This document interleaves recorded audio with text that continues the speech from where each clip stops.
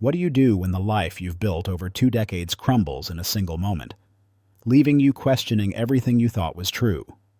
That's the question I faced last Father's Day, when a quiet suspicion turned into a heart-wrenching truth, pulling me into a storm of betrayal, loss, and unexpected new beginnings. This is the story of how I navigated that chaos and found a way to move forward. Life has a way of settling into patterns, some warm and comforting, others just part of the daily grind. I'd often wake before dawn, savoring the stillness of our Seattle home before the rest of the house stirred. In those early hours, with only the soft hum of the refrigerator and the occasional creak of the floorboards for company, I felt a rare sense of peace. It was my time to reflect, to think about why I'd chosen this life, a life filled with moments of pure joy, woven through the heavy threads of responsibility. I met Sarah during my college years at Washington State, in a whirlwind romance that felt like something out of a movie. She was all fire and determination, the kind of woman who made you believe you could conquer anything with her by your side. We married young, and soon our daughters, Emily and Sophie, came along, stealing our hearts. They were bright, vivacious, and sometimes maddening in that unique way only teenage girls can be. As the years passed, our family found its rhythm. Sarah managed the logistics of our lives with precision, ensuring birthdays were celebrated, dentist appointments were kept, and school events were never missed. Meanwhile, I found joy in the simpler things. Fixing a leaky faucet in our cozy Tacoma home, firing up the grill for Sunday barbecues, and being the steady presence my girls could always rely on. It wasn't perfect, but it was ours, a life we'd built together over nearly 2 decades. Father's Day was one of those rare occasions when the spotlight turned to me. Sarah and the girls always made it special, even if the celebrations were modest: a homemade breakfast, a heartfelt card, and a few hours of laughter together. I never needed grand gestures. The love we shared was more than enough.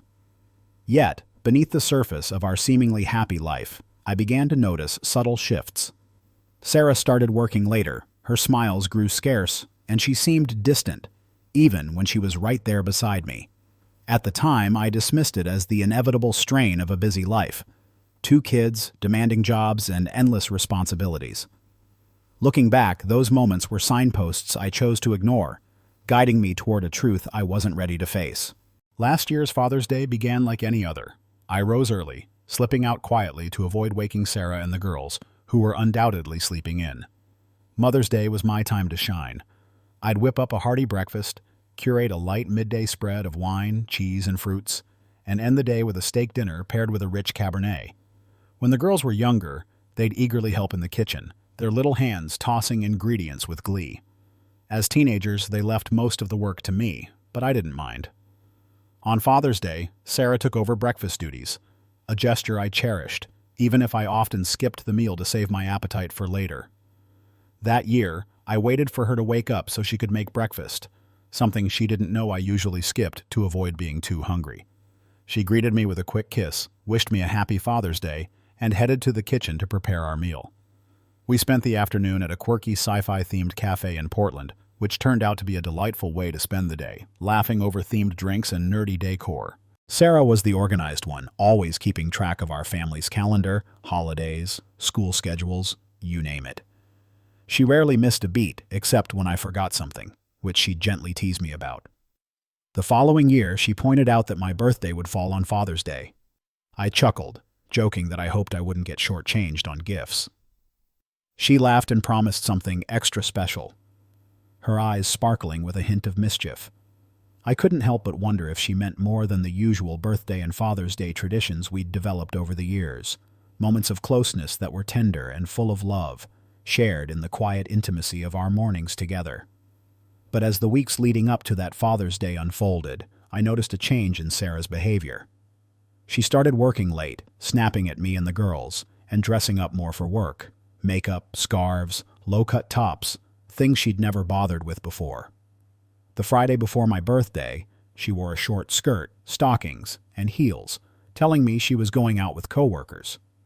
It was unusual since we always spent Friday nights together, often curled up with a movie or playing board games with the girls. I asked if I'd forgotten any plans, but she brushed it off as a last-minute thing. Her response felt hollow, and as she rushed out the door, far more dressed up than usual, a knot formed in my stomach. I tried to shake it off, but the unease lingered. She came home just before midnight, her hair pulled back in a simple ponytail instead of the styled look she'd left with. She walked past me without a word and went upstairs. Minutes later, I heard the shower running. Why would she need a shower before bed? She didn't come down to say goodnight, and that's when I knew something was off. The next morning, I left for work early, but there was no goodbye kiss, something that had never happened in all our years together. I was unsettled, but tried to focus on the day ahead. At the store in Seattle, where I managed a retail team, Lily, the morning barista, was waiting by the entrance. She was a striking redhead with bright blue eyes, and though I was happily married, I couldn't help but notice her warmth. "Hey, Tom," she greeted me with a smile. "Morning, Lily," I replied, trying to sound upbeat. She could tell something was bothering me and asked if I was okay. I admitted I had a lot on my mind, and she offered me a coffee, which I accepted gratefully as she prepped for the morning rush. I checked in with my team, visiting every department to build strong relationships with the staff, even though my managers were more than capable. My last stop was the coffee shop, where Lily had my usual black coffee ready. "Here you go, boss," she said, her smile bright. I left a $2 tip, which she tried to refuse, but I insisted, joking, "Can't risk a complaint." She laughed it off, and I headed back to work, trying to focus despite the weight on my chest. The day was mostly uneventful, except for an elderly woman caught trying to steal pet food. A brief distraction I needed to keep my mind off Sarah's odd behavior. When I got home, Sarah and the girls were getting ready to leave for a concert they'd planned weeks ago, but I'd completely forgotten about it. Emily gave me a quick kiss goodbye, but Sarah didn't acknowledge me at all. I couldn't shake the feeling that something was deeply wrong, especially after the strange events of the night before. Later that evening, I tried to dig deeper. I checked her email. Nothing suspicious. She had a cell phone, so I couldn't access her messages or call logs. I even peeked in the laundry hamper, but it was Saturday, and she'd already done the wash. I found nothing. After watching a movie alone, I went to bed still uneasy, the quiet of the house amplifying my doubts. On the morning of my birthday and Father's Day, I followed my usual routine: coffee, toast, and some quiet time outside, enjoying the crisp Seattle air. When I went inside to refill my coffee, I was surprised to see Sarah and the girls already up, packing a lunch. "We're going to the beach," Emily said excitedly. I went upstairs to get dressed, but as I pulled on my shirt, I heard Sophie yell, "Bye, Daddy," and the front door slammed. I looked out the window as they drove off toward the coast. It hit me like a wave. They'd remembered my birthday, but I never expected Sarah to forget it entirely, leaving me alone on a day that meant so much. My phone rang. It was my mom. "Happy birthday and Father's Day, Tommy," she said warmly. "Thanks, Mom," I replied, my voice heavy. "Sarah has big plans for you today, doesn't she?" she asked. "No, she took the girls to the beach a while ago," I explained. "That's unusual," Mom remarked, her tone concerned. "I don't know, she's been acting strange lately," I confessed. "Don't worry, she's probably got something planned for later. Love you, Tommy," she reassured me.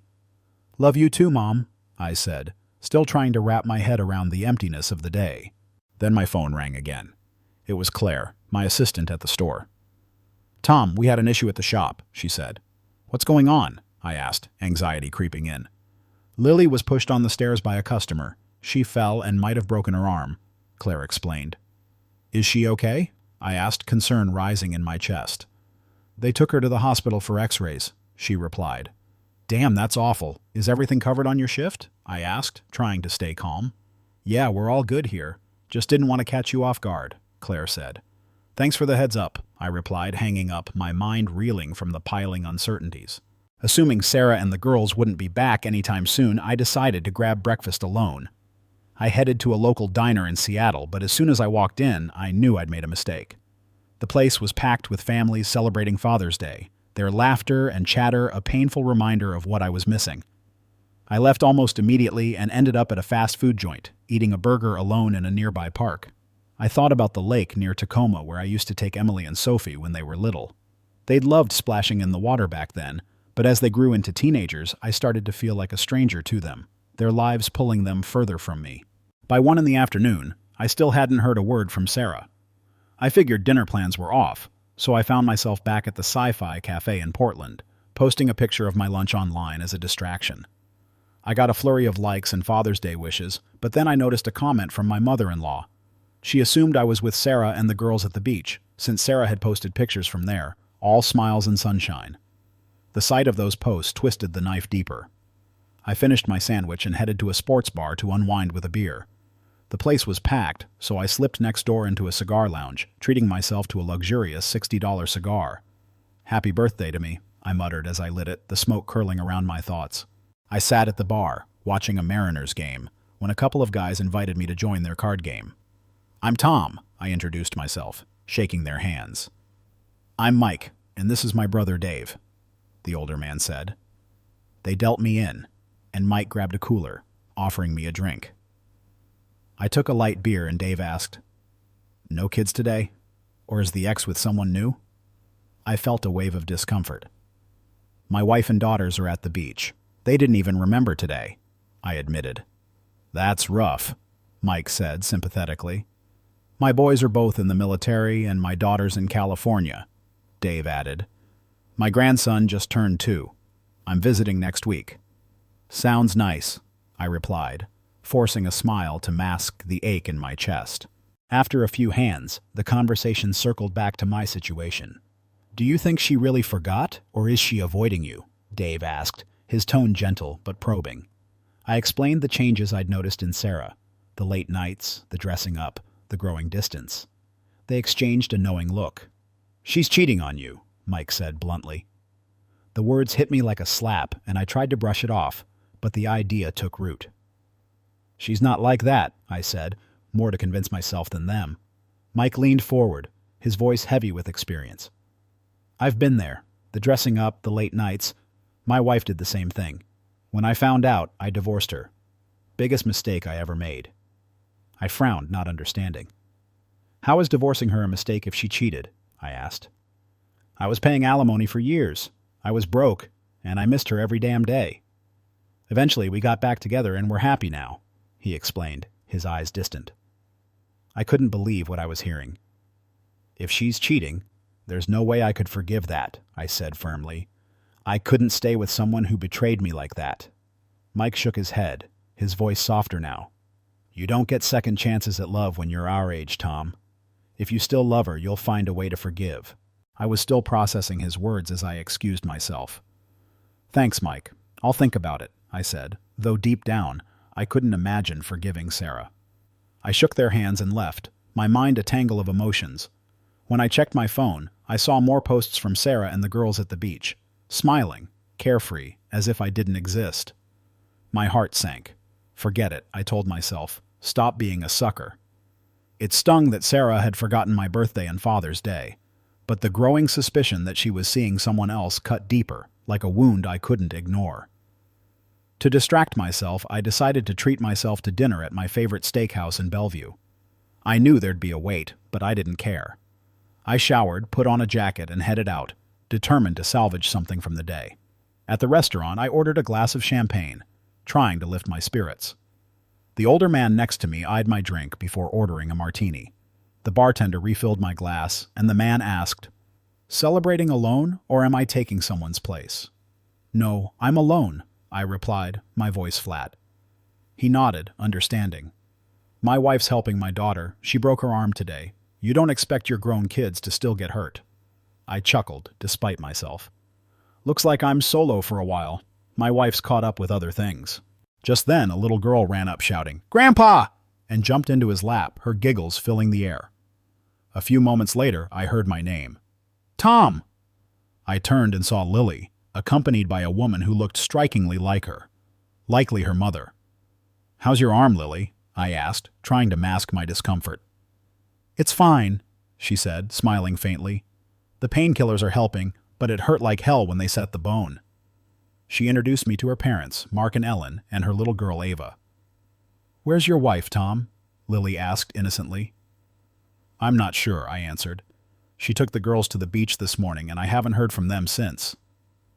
"Really? On Father's Day?" Ellen said, her voice tinged with shock. "That's pretty rough." I shrugged, not wanting to dive into the details. "Forget about her," Ellen said warmly, dismissing my pain with kindness. "You're with us now." I understood Mark's earlier comment about the chaos of family life. It was a fleeting comfort, but it helped. Come on, don't let it get to you, Mark said with a grin. It's your day too. Nonsense, he added, laughing. This is our day, Ava called out. Grandpa, cutting our conversation short. I smiled as their buzzer went off. Pay up, Tom, and meet us at the table, Mark said. I slipped a $20 bill on the counter and followed them to their table. I'm sorry, Tom, Lily said as I sat down. My parents can be a bit much. No worries, I replied, grateful for the distraction. It's better than being alone. During dinner, we swapped stories about our kids, and Ava giggled at the funny anecdotes about Lily's childhood. My phone buzzed. It was Sarah calling. I let it ring, leaving the phone face down on the table. Your wife? Ellen asked, noticing. Yeah, I said quietly. It's more than you think, isn't it? Lily asked gently, her eyes kind. I think so, I admitted, my voice barely above a whisper. But I don't have any proof. Everyone makes mistakes, Ellen said, glancing at Mark with a knowing look. Maybe you can forgive her. Lily shot her a glance, but I didn't comment. I signaled the waiter for the check and paid for the meal, grateful for their company. Thanks for inviting me, I said to Mark, shaking his hand. It was a pleasure, he replied. Happy Father's Day. When I left the restaurant, I still didn't have the proof I needed, but I felt unsettled. 2 people had suggested I might be able to forgive Sarah, but I wasn't sure I could. When I got home, the girls ran up to me, their faces full of guilt. We're so sorry for forgetting Father's Day, they said, wrapping me in hugs. Don't worry about it, I said, holding them tightly. I love you both. Emily ran inside to tell Sarah. It's your birthday too. We didn't know. I'm so sorry, she said, pressing her face into my chest, tears streaming. You must hate us. No, sweetheart, I reassured her, stroking her hair. I love you both. Your mom suggested the beach, and you didn't think. It's fine, I said, swallowing the anger I felt toward Sarah. That was a conversation for another time. Let's go inside, I said softly, guiding them in. After changing into something comfortable, I came downstairs to find Sarah sitting alone, tears in her eyes. I'm sorry, she whispered, her voice breaking. I didn't respond. I stepped out onto the deck, cracked open a beer, and tried to focus on anything but her tears. Then I heard the sliding door open. Tom, she started, but I cut her off, my voice sharp. What's his name? I asked, not turning to face her. She stayed silent. What's his name, Sarah? The man you were with on Friday? My anger surged as she didn't deny it. That was it. I knew I'd need a divorce lawyer. Nearly 2 decades of marriage gone in an instant. I'd been such a fool. My mind raced, wondering how long this had been going on, whether he was the first or if I even knew him. Betrayal has a way of making everything spiral out of control. I made up my mind. I'd request a paternity test for the girls during the divorce. It would give me peace of mind and force Sarah to face the consequences of her actions. The rest of the night was spent scouring divorce laws online, my heart heavy with the weight of it all. I drifted to sleep on the couch, alone with my thoughts. That's how I spent my birthday. I woke early the next morning to find Sarah still in bed, curled around her pillow, looking peaceful despite everything. She was beautiful, even if she wasn't mine anymore. I grabbed what I needed, showered quickly, and slipped out without waking her. As I walked down the hallway, Emily was standing there, her face etched with concern. How bad is it, Dad? She asked. I let out a heavy sigh. This is as bad as it gets, sweetheart. Can you forgive her? It's just one day, right? She pressed, her voice hopeful. She didn't just forget my birthday or Father's Day, I said, my voice breaking. She cheated on me. Emily shook her head, her voice trembling. No, Daddy, she wouldn't do that. She did, I said firmly, and I won't forgive it. She paused, then spoke slowly, as if trying to reason with me. Think about it. The last few weeks she's been different. On Friday, after getting a tan and doing her hair, she dressed up like she was going to a club. That wasn't for me. I nodded, my frustration growing. She barely spoke to me all weekend. She was clearly avoiding me. Emily's voice softened, almost pleading. When is she ever taking you to the beach without me? What if it wasn't an affair, just a mistake? Can't you find a way to forgive her? I shook my head, resolute. I don't think I can. Look at her actions. She hasn't treated me like she loves me for weeks. When Grandma asked why she didn't call Grandpa on Father's Day, she screamed so loud we thought he was having a heart attack. Dad, he's fine, Emily said quickly, trying to reassure me. But Mom was sobbing, saying she loved you over and over. Sophie even wanted to call an ambulance for her. I don't know what to say, Emily, I replied, my voice heavy. You can't cheat and still claim to love someone. It's selfish, not love. She chose him over me. Emily hugged me tightly, tears streaming down her face. Please don't divorce her, she begged. I need to go to work. We'll talk more later, I said, turning to leave. Emily walked into Sophie's room, her voice firm. I'll tell her what we talked about. No more secrets. I couldn't help but wonder how long we'd still be a family as I drove to the store, my heart heavy with uncertainty. At work, I focused on filling out Lily's accident paperwork. She'd be compensated for her time off, and I hoped she wasn't too stressed. I didn't know much about her personal life, only that she wasn't married. When Lily came by to sign the forms, her left arm in a sling, I filled them out for her. How's everything at home? She asked, her voice cautious. Not good, I replied, my tone flat. She didn't deny the affair when I confronted her. Damn, Tom, I'm sorry, Lily said, her eyes full of empathy. I get it. My ex cheated on me while I was pregnant. I kicked him out before Ava was born. Your mom said she forgave Sarah last night, I noted, the conversation feeling strange. Yeah, makes me wonder if one of them was cheating too, Lily mused, half joking. I don't trust liars, I said flatly, the words carrying the weight of my pain. After work, Sarah wasn't home. I assumed she was with her new guy, and it infuriated me. I drove to her grocery store in Tacoma and saw her car in the parking lot. To my shock, she was sitting inside with a younger man. When she saw me, she yelled, "No!" and jumped out of the car. But I didn't stick around. If she wanted to cheat, she could have him. I was done. I went home, packed a bag, and planned to stay at a hotel until I found a place of my own. Before I could leave, Emily and Sophie ran to me, crying and begging me to stay. Sorry, girls, but your mom was about to cheat on me. I saw her with a guy in her car, I said, my voice shaking. Dad, this has to be a mistake, Sophie said, desperation in her voice. I saw what I saw. Why else would she be with him after work? I replied. Please, Daddy, don't break up the family, Sophie sobbed, clinging to me. Your mom did this, not me, I said, hugging them both tightly. I love you both. I'll stay in touch every day, I whispered, kissing their cheeks. I left them crying in the bedroom and headed to the garage. As I pulled out, Sarah nearly ran me off the road, speeding away. I shook my head and kept driving, my heart heavy but resolute. The following week was a nightmare. Sarah bombarded me with calls every hour for 3 straight days. She must have taken vacation time, since she couldn't call from work. Her voicemails were desperate, but I deleted them all without listening. My mother, mother-in-law, daughters, and Sarah's sister all begged me to talk to her, insisting it wasn't as bad as I thought. But when I asked if she'd cheated, they went silent. They all knew, but none would admit it.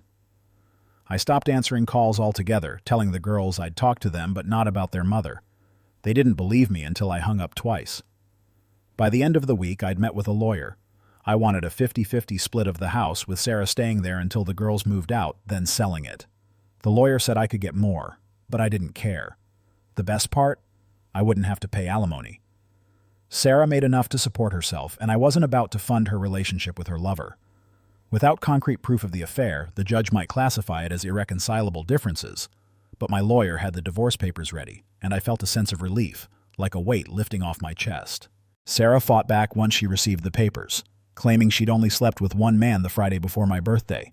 Her family turned on me again, saying I was the bad guy for not letting her explain, as if any explanation could erase the betrayal. My mother called me weak for not fighting for my marriage. My mother-in-law said I'd broken my vows too. My daughters begged me to stay, saying the divorce would scar them. It was unreal. I hadn't done anything wrong, yet somehow I was being blamed. I even asked the girls for DNA tests, telling them it was a court order, needing to know for sure. Sarah sent me a letter admitting to the affair but downplaying it, claiming it was a one-time thing with a 21-year-old who meant nothing.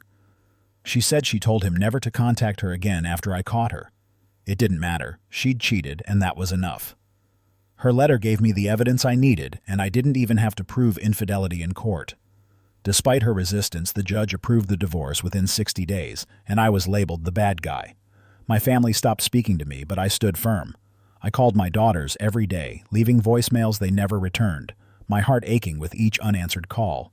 On Sundays, I started meeting Lily for coffee at a local cafe in Seattle. It was a coincidence at first. I ran into her and Ava while grabbing my usual. I invited them to join me, and we spent a while talking, with Ava busy playing on my tablet. Lily tried to reassure me that my daughters would eventually come around, though I feared Sarah's influence might hold them back. The following Sunday, I saw them again. Lily teased, "Are you stalking me, Tom?" I laughed, saying I just appreciated the quiet mornings. It wasn't intentional, but we ended up meeting each week. Her company was easy to enjoy, and Ava's boundless energy was a welcome distraction from the pain I carried. The day my divorce was finalized, I went to the house where I'd spent nearly 2 decades with Sarah. She answered the door, her face blotchy from crying. Without saying a word, she gestured for me to come inside. "Are the girls home?" I asked. "They're at the school play," she replied, her voice breaking slightly. "I know why you're here," she said, her tone low. "Really?" I shot back, a bitter smirk crossing my face. "You waited until it was too late to stop this, didn't you?" "I knew you'd try to get me back," she admitted, her eyes pleading. "You broke my heart," I said, my voice flat. "I'm not forgiving you. Tom, it was just one mistake. Why can't you forgive me? Didn't you love me like you used to?" she cried, tears streaming down her face. I laughed darkly. "Did you love me when you were flirting with him? Did you love me when you ignored me on my birthday? If that's love, then I don't know what to say." "I never wanted any of this," she sobbed, her voice breaking. "I never wanted a wife who cheated," I snapped, my anger flaring. "Not only did you break my heart, but you turned my family against me. I'll never forgive you for that." "It's your fault for overreacting," she shot back defensively. I could feel my anger surge again. "If you don't get my family to apologize to me, I'll tell every man you date what you did. I'll make sure no one ever trusts you again." "You can't blame me for this," she said, almost pleading. "Oh, really? Did I cheat on you?" I retorted. "You've taught our daughters that cheating is fine. They'll grow up thinking it's acceptable, and I'll be the villain. Well, I'm done. I'm not going to keep playing the fool while you chase some guy's attention." I pulled my hand out of hers. "Rotten hell," I spat, turning and walking out as she cried behind me. A few weeks later, Lily stopped by my office. "Got a minute, Tom?" she asked, her voice light. "Sure," I replied, unsure of what was coming. "Does the company have any rules about dating employees?" she asked, and I immediately understood what she was implying. "I was hoping to ask you out," I admitted, unable to hide my smile. "We do have a strict policy against maltreatment," I continued. "If things don't work out, it's on us, not the company." "Good," she said, handing me a folded note with her address and phone number. "Dinner tomorrow night. Ava's coming too." I grinned. "I'm looking forward to it." She left with a light-hearted step, and I couldn't wait for the evening to come. Later, I left a voicemail for my daughters, letting them know I missed them and giving them an update on my life. I knew it might stir things up, but I was ready to move on. Just 15 minutes later, I got a text from Sarah. "I can't believe you're already dating. You're a fool." I laughed to myself, realizing how delusional she was. I wasn't mourning our marriage. At 41, I was still young enough to start over. Lily was in her early 30s, and maybe she'd want more kids down the road. But for now, I knew she was looking for something serious, not just a fling. That evening, I prepared for dinner with Lily, feeling good about myself, fit, successful, and ready for a new chapter. Dating again was daunting. Things had changed since I was last single, all those years ago when everything felt so easy. I even found myself worrying about how to connect with a new partner, but I shook off the anxiety. With a bottle of wine, a bouquet of flowers, and a stuffed bear for Ava, I headed to Lily's house in Redmond. When she opened the door, I was struck by how beautiful she looked. Her fiery red curls framed her face, and her sundress just above her knees showed off her long legs. She was barefoot, her toes painted bright pink. "Do I pass the test?" she asked, her eyes twinkling with humor. "Absolutely," I said without hesitation. She laughed, taking the flowers and wine from me. "Ava's watching TV. Go say hi. She'll love the bear." I knelt down next to Ava. "Hey there, sweetie. I brought you a bear." She hesitated for a moment, then smiled. grabbed the bear, and ran off to show Lily. The scene reminded me of when my own daughters were that age, and a wave of nostalgia hit me hard. "You okay?" Lily asked, noticing the wistful look on my face. I forced a smile.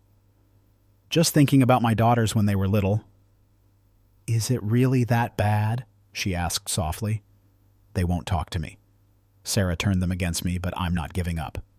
I leave them messages every day," I explained. "I'm really sorry, Tom," Lily said quietly. "I know it's tough, but I know they listen to my messages." I told them about our dinner plans, and Sarah texted me saying I'm a fool for moving on so fast. "Sorry, is that too fast?" I joked, trying to lighten the mood. Lily bit her lip, looking cute and unsure. "Maybe, but I'd be happy to figure it out with you," she said, taking my hand. "Dinner's ready. Hope you like pasta with meat sauce." "Sounds perfect," I said, grinning. "I also brought garlic bread, so get ready for some serious couch time later." Ava giggled, and I was surprised by how relaxed Lily had become.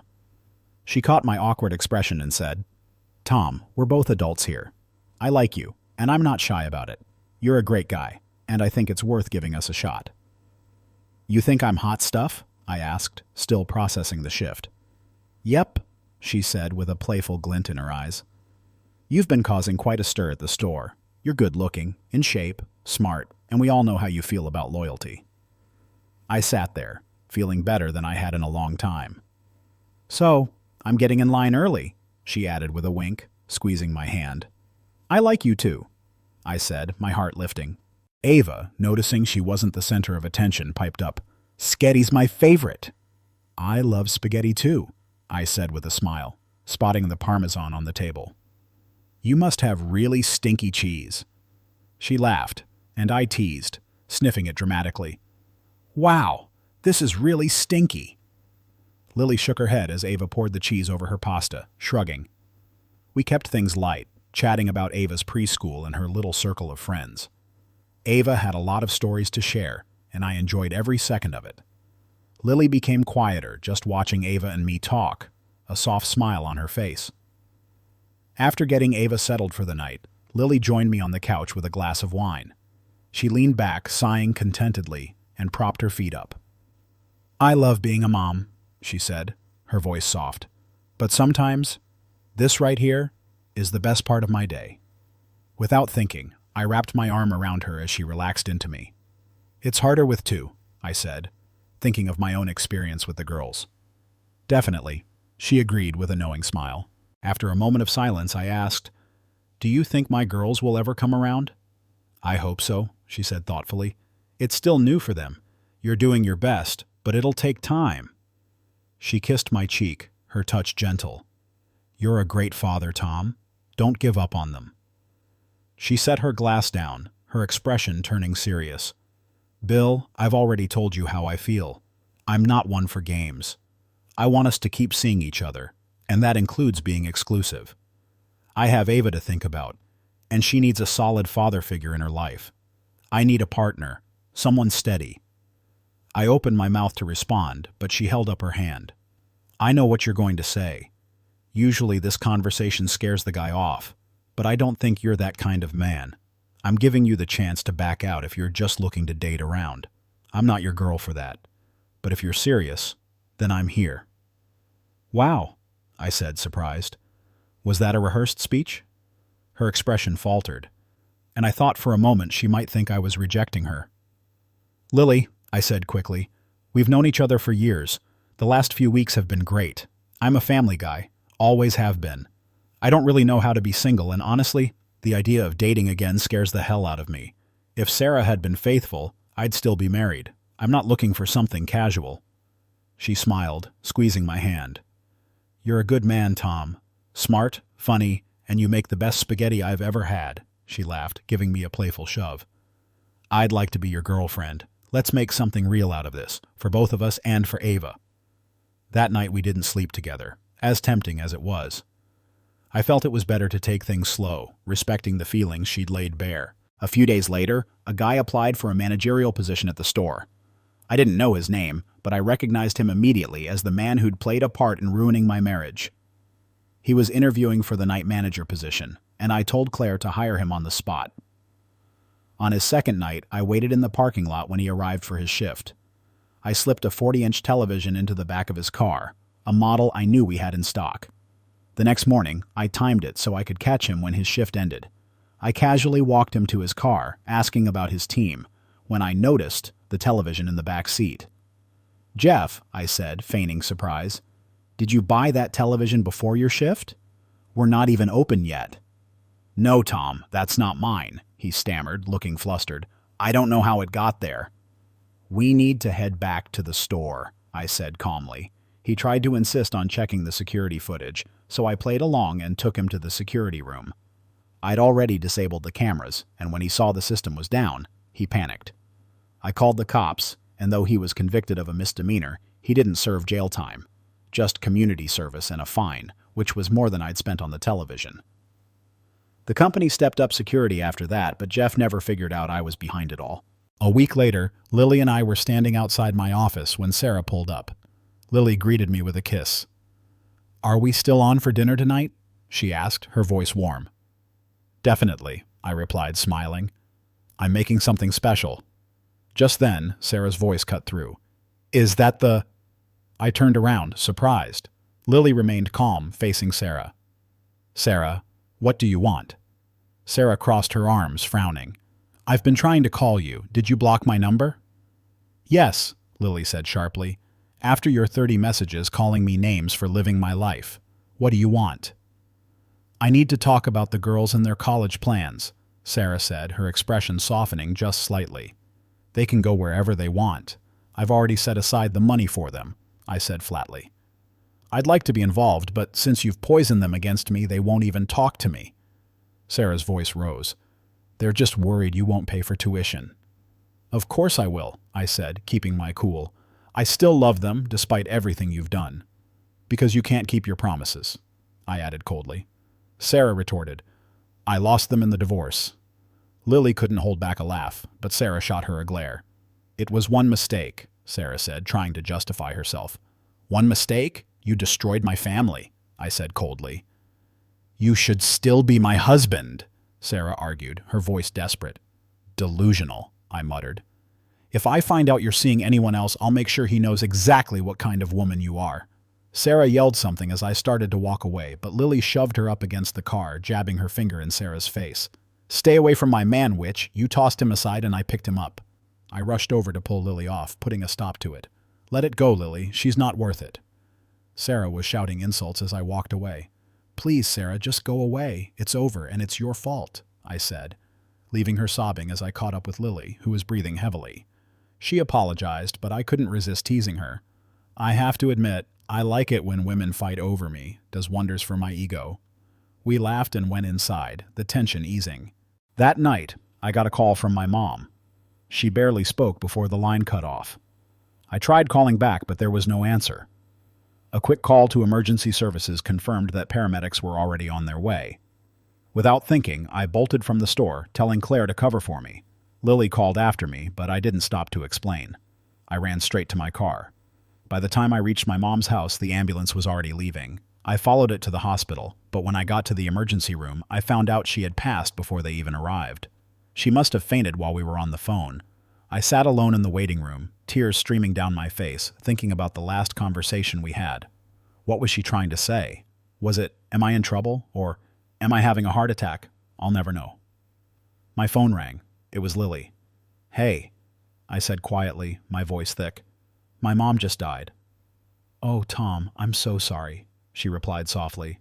"Yeah, thanks," I said, struggling to speak. "I don't think I'll be great company tonight." "No, I'm coming to you. You need me, Tom. Let me come, please," she insisted. "Okay," I agreed. "I'll be home soon." "I'll see you when you get here," she said gently. Instead of heading straight home, I drove to my old house in Tacoma. I had to tell the girls, whether they wanted to see me or not. As I pulled up, I saw both their cars in the driveway. My stomach sank. I never thought the first thing I'd have to tell them would be something like this. I didn't care that I didn't live there anymore. I entered the code for the garage and stepped inside. Sarah's car wasn't there, which was a relief. I wasn't sure I was ready to face her in that moment.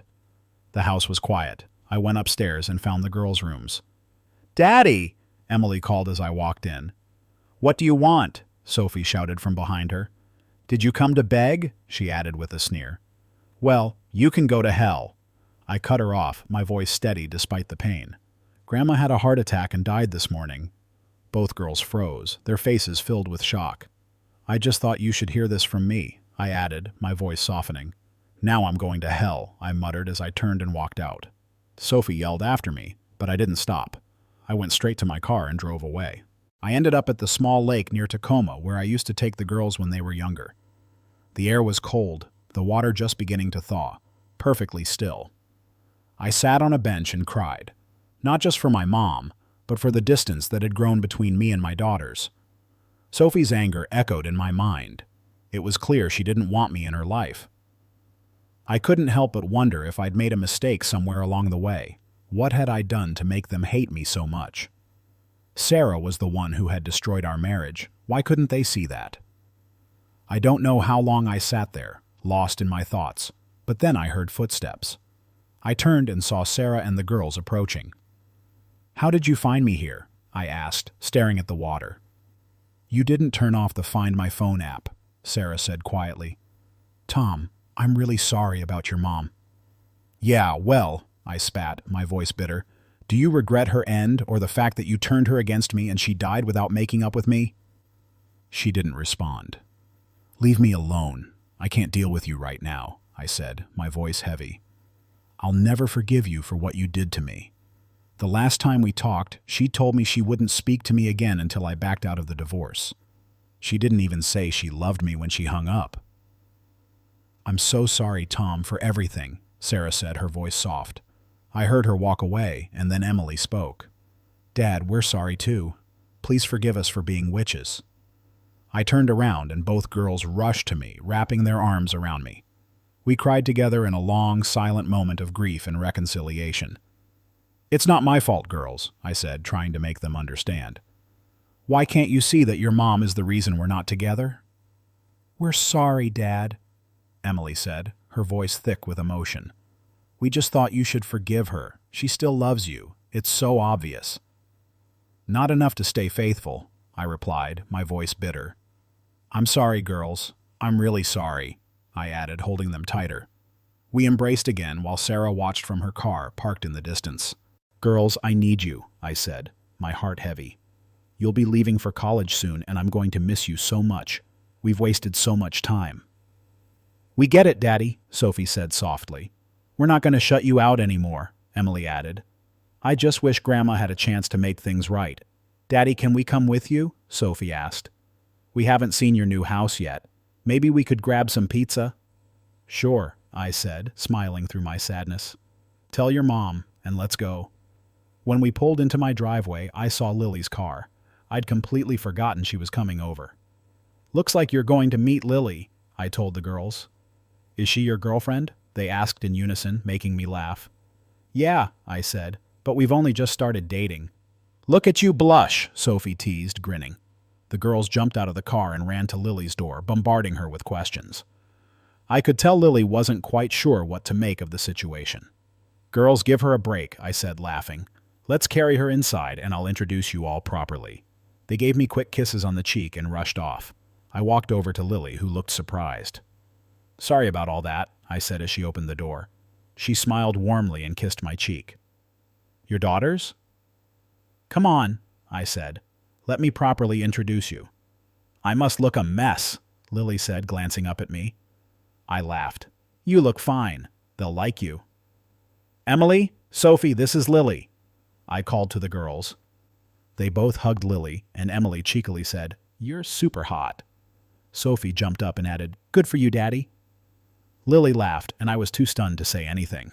"Let's take a quick tour of the house, then I need to handle some things for Grandma's funeral," I said.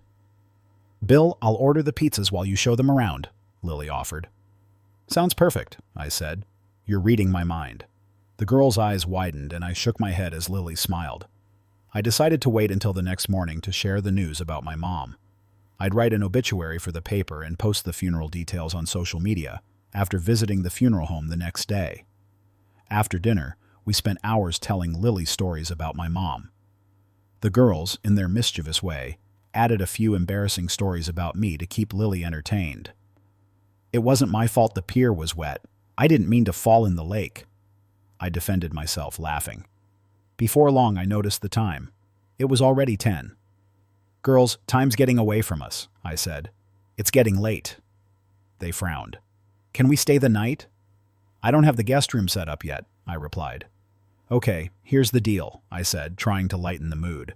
I'll pick you up in the morning and we'll go out for breakfast. But if you don't mind, I could really use your help sorting through Grandma's things. Of course, Dad, they replied. We'll help however we can.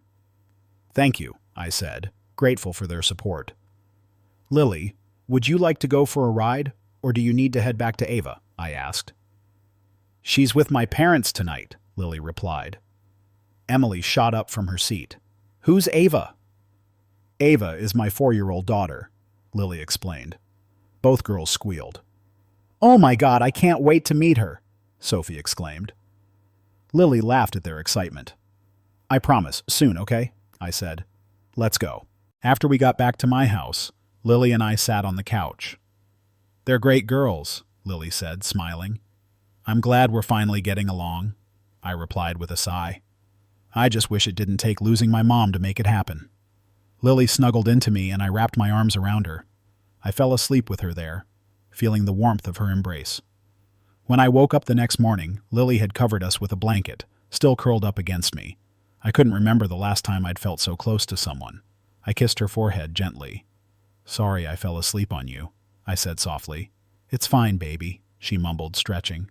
You've had a long, emotional day.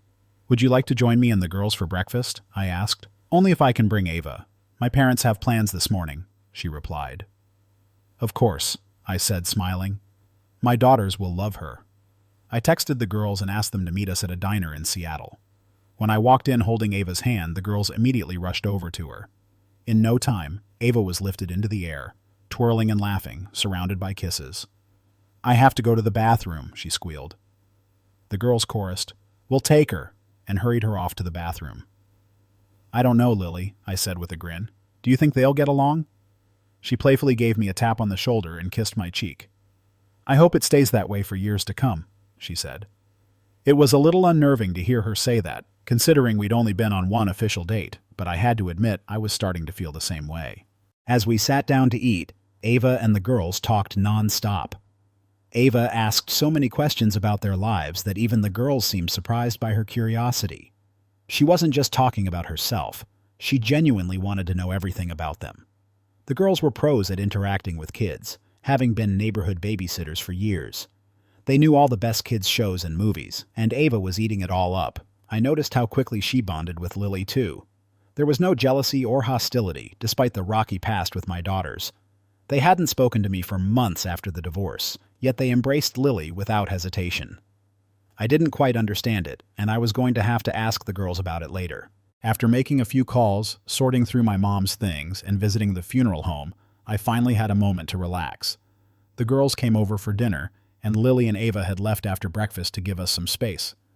Lily didn't want to be around during the emotional stuff at my mom's house, thinking it would be too hard for Ava with all the questions while we were still processing everything.